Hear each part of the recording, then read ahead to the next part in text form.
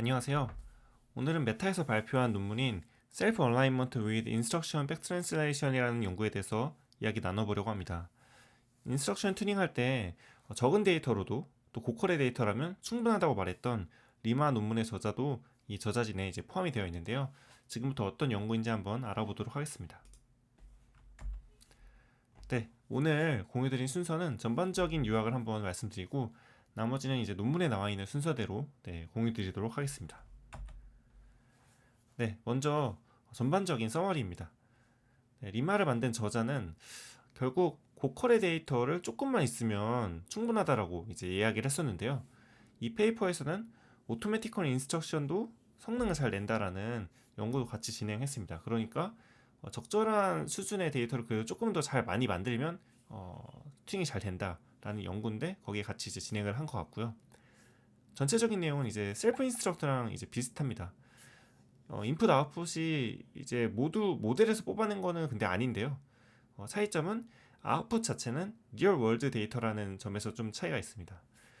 그리고 생성된 데이터를 필터링, 즉 큐레이션 하는데 이제 5점 척도를 이제 사용해서 큐레이션 한다는 점, 그리고 이터레이티브하게 모델을 이제 개선하는 과정을 거친다는 점이 기존의 이제 셀프 인스트럭트랑은 차이가 있다라고 할 수 있겠습니다. 모델 자체는 백어드 모델과 파인 튜닝 모델 등을 써서 공수가 약간 들어가는데요. 여기서 백어드 모델이란 인스트럭션을 이제 생성하는 그런 모델을 의미합니다. 몇 가지 아이디어는 쓸만한 그런 연구가 아니었나 싶습니다. 네, 앱스트랙트입니다. 아이디어는 이제 다음과 같은데요. 높은 퀄리티를 갖는 인스트럭션 데이터를 스케일러블하게 구축할 수 있는 방법으로 사람이 쓴 데이터를 레이블로 삼되 거기에 해당하는 인스트럭션을 생성하는 방법을 제안하겠다입니다.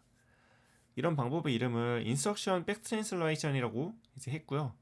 즉 정답이 될 만한 텍스트에서 역으로 인스트럭션을 생성한 것입니다. 정답 자체는 적어도 리얼 월드에서 나온 거라서 이제 품질이 좋은 데이터가 만들어질 것이다 라는 걸 노린 게 아닌가 싶은데요. 이 방법은 첫 번째로 일단 LM을 작은 시드 데이터로 튜닝해서 인스트럭션 프롬프트를 생성할 수 있도록 만들어냅니다. 이 단계가 이제 셀프 어그멘테이션 단계인 거고요. 그리고 두 번째로 생성된 예제 중에 높은 퀄리티를 갖는 샘플을 뽑아냅니다. 이거를 이제 셀프 큐레이션 단계라고 할 수 있고요. 큐레이션 데이터로 더 좋은 모델을 이제 만드는데 사용을 하게 됩니다. 이 연구에서는 LM 백본을 라마를 사용했고요. 큐레이션을 위한 이터레이션은 이제 2번 정도 했다고 합니다. 알파카 리더보드에서 셀프 얼라인먼트만으로 다른 모델을 이겼는데요. 이제 셀프 얼라인먼트라는 거는 GPT 3.5나 GPT 4에서 얻어낸 답변으로 이제 튜닝한 게 아니라는 거죠. 네, 라마 자체와 이제 웹 코퍼스로 언레이블드 데이터로 이제 만든 결과라는데 의의가 있다라고 할 수 있겠습니다. 즉 낮은 비용으로 이제 해낸 건데요. 인트로덕션인데요. 앞에처럼 비슷한 말들입니다. 리마도 좋지만 데이터 스케일업 하는 게 어렵기 때문에 언레이블 데이터에 좋은 인스트럭션 데이터셋을 이터레이티브하게 구축하는 셀프 트레이닝 알고리즘을 제안을 한 거고요. 그걸 이제 인스트럭션 백 트랜슬레이션이라고 이제 부르기로 했습니다. 네, 뉴럴 머신 트랜슬레이션에서 NMT에서 가져온 그런 표현이고요. 어그멘테이션이랑 큐레이션 두 단계로 이제 이터레이티브하게 하는 건데 큐레이션 없이는 뒤에 보겠지만 성능이 좋지는 않다고 합니다. 언레이블 데이터를 쓸 때 가정에 대한 내용인데요. 사람이 쓴 레이블이 없는 데이터는 일단 주제가 굉장히 다양하고 좋다. 하지만 인스트럭션이 없는 그런 이제 상태인 거죠. 그래서 두 가지 가정을 여기서는 세웁니다. 첫 번째 가정은 사람이 쓴 어떤 글은 어떤 특정 유저가 원하는 인스트럭션의 정답이 될 것이다 같은 건데요. 예컨대 이제 인스트럭션이 없는 언레이블드 데이터가 대한민국에 대한 위키피디아 문서라면 어떤 사람이 대한민국에 대해서 설명해줘라는 인스트럭션을 줬을 때 좋은 정답 문서가 될 수 있는 거죠. 그 언레이블드 된 대한민국에 대한 위키피디아 문서가요. 왜냐면 여기서 말하는 언레이블 데이터는 그 문서에 대한 이제 인스트럭션이 없기 때문에. 네. 그리고 두 번째 가정은 정답 문서가 있다면 그것에 대한 인스트럭션도 예측이 가능할 거다. 즉 생성 가능할 거다라는 겁니다. 즉 언레이블드 데이터는 정말 다양하니 누군가의 질문에 답변이 될 만한 문서도 있을 거고 그 질문도 이제 예측이 가능한 거니까 생성하고 큐레이션해서 데이터를 만들어 보자라는 겁니다. 네, 방법에 대한 내용이고요. 인스트럭션을 생성하는 이제 백워드 모델을 위한 시드 데이터는 오픈 어시스턴트 데이터의 3,200개, 즉 일부만 이제 사용했고요. 퀄리티를 나타내는 이제 피처가 있는데 거기서 이제 좋은 것만 이제 되어 있는 바라를 이제 갖고 왔고 거기서 이제 첫 번째 대화만 이제 사용을 했습니다. 언레이블드 데이터는 웹코퍼스에서 가져왔고 쿨루 앱이라는 곳에서 이제 50만 개 정도 이제 샘플링했다고 합니다. 기본적인 퀄리티를 위한 디도비나 다양한 필터링 과정도 이제 진행을 했고요. 준비된 데이터로 인스트럭션을 생성하는 이제 백워드 모델과 인스트럭션과 답변 문서의 페어의 퀄리티를 측정하도록 하는 셀프 큐레이션을 위한 모델을 만듭니다. 같은 시즈 데이터로 이제 학습을 했고요. 이제 오른쪽에 보이는 것처럼 프롬프트를 줘서 이제 1점에서 5점 각 점수별 기준으로 답변을 생성하도록 하라고 해서 1점에서 5점 척도로 나눠서 어그멘테이션 된 문서를 다시 평가합니다. 그러니까 이제 SFT 된 모델이 하나 있는 거고 거기에 대한 이제 프롬프트를 오른쪽처럼 이제 주는 거죠. 5점을 보시면 이제 되게 완벽한 답변이다 라고 하면서 좋은 표현들이 이제 써 있는데요. 한글로 번역하면 네, 이렇게 또 이제 볼 수 있습니다. 이제 보통 이제 검색에서 5점 척도를 많이 쓰는데 여기서도 이런 방식으로 학습셋을 이제 큐레이션한 게 저는 좀 이제 인상이 깊었던 것 같고요. 네, 나름대로 이제 챗GPT로 테스트를 해봤었는데 어느 정도 이제 잘 동작하는 그런 프롬프트인 것 같습니다.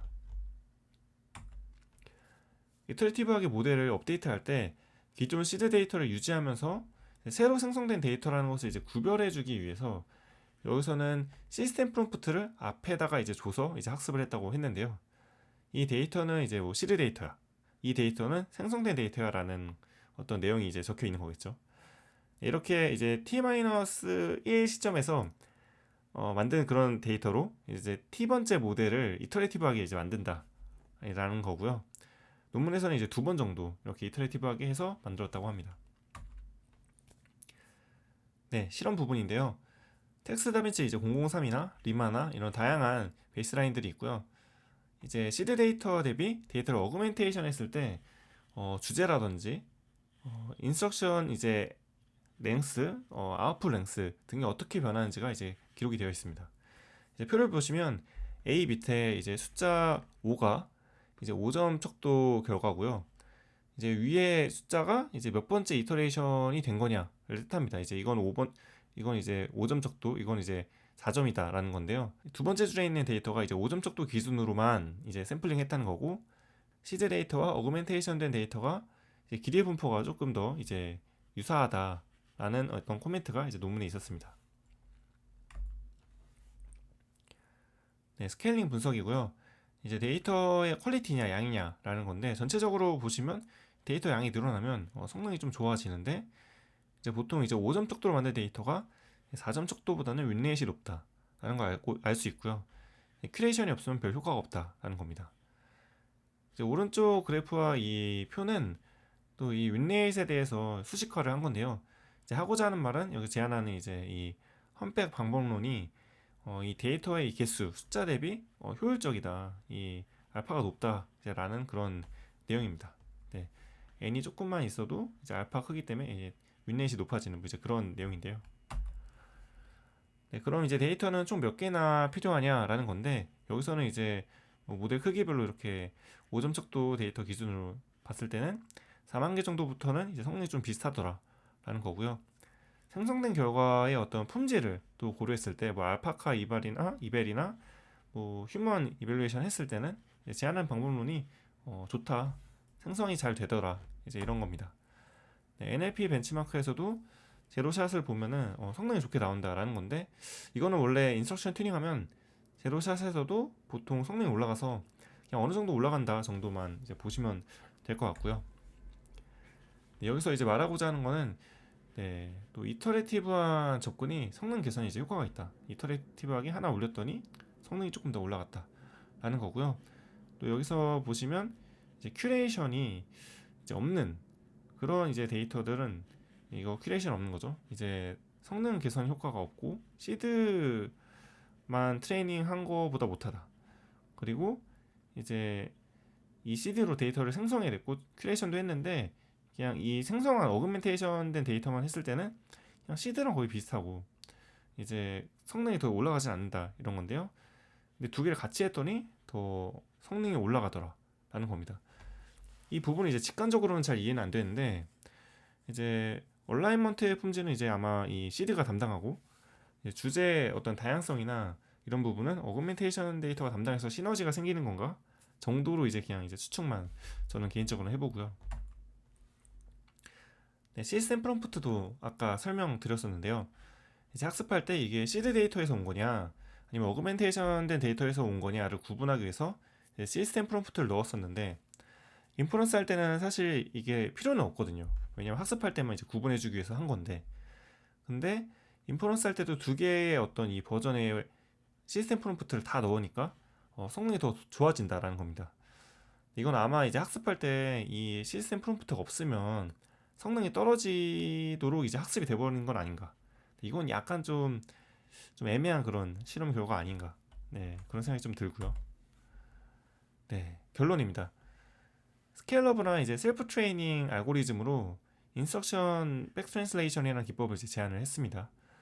알파카 리더보드에서도 성능이 잘 나왔고, 더 큰 언레이블드 코포라에서도 이 방법을 이제 고려해 보겠다 라는 식으로 논문이 마무리되었습니다. 네, 오늘 논문 발표는 여기까지고요. 네, 오늘도 들어주셔서 감사합니다.